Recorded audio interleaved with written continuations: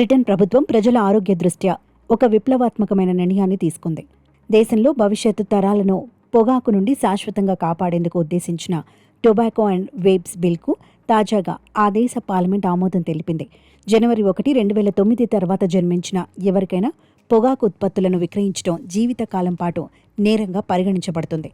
అంటే ప్రస్తుతం 17 ఏళ్లు అంతకంటే తక్కువ వయసు ఉన్నవారు పెరిగి పెద్దవారైనా వారు చట్టబద్ధంగా సిగరెట్లు కొనుగోలు చేసే అవకాశం ఉండదు. ఏటా సిగరెట్లు కొనే వయస్సు పరిమితిని ఏడాది చొప్పున పెంచుతూ వెళ్లటం ద్వారా బ్రిటన్ను ప్రపంచంలోని తొలి పొగాకు రహిత దేశంగా మార్చటమే ఈ బిల్లు ప్రధాన లక్ష్యం.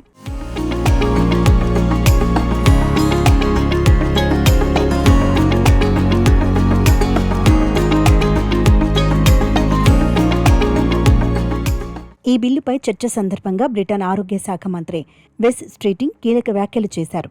ఇది దేశ ప్రజల ఆరోగ్యం పట్ల తీసుకున్న చారిత్రాత్మక చర్య అని పేర్కొన్నారు. బ్రిటన్లో ఏటా సుమారు 64,000 మంది ధూమపానం వల్ల కలిగే వ్యాధులతో మరణిస్తున్నారు. అంతేకాకుండా పొగాకు వల్ల వచ్చే క్యాన్సర్, గుండె జబ్బుల చికిత్స కోసం బ్రిటన్ జాతీయ ఆరోగ్య సేవ ఏటా సుమారు 31,000 కోట్లు ఖర్చు చేస్తోంది.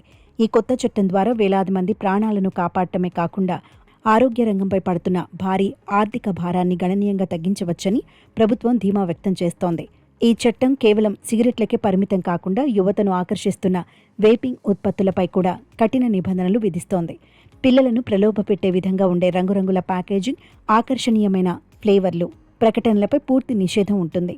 అలాగే పాఠశాలలు, ఆసుపత్రులు, పిల్లల ఆట స్థలాల సమీపంలో ధూమపానాన్ని పూర్తిగా నిషేధించేలా పాత చట్టాలను మరింత కఠినతరం చేశారు.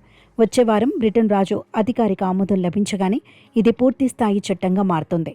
2027 జనవరి నుండి ఈ నిబంధనలు కఠినంగా అమల్లోకి రానున్నాయి. ఇది ప్రపంచవ్యాప్తంగా ఇతర దేశాలకు కూడా ఒక మార్గదర్శకంగా నిలవనుంది.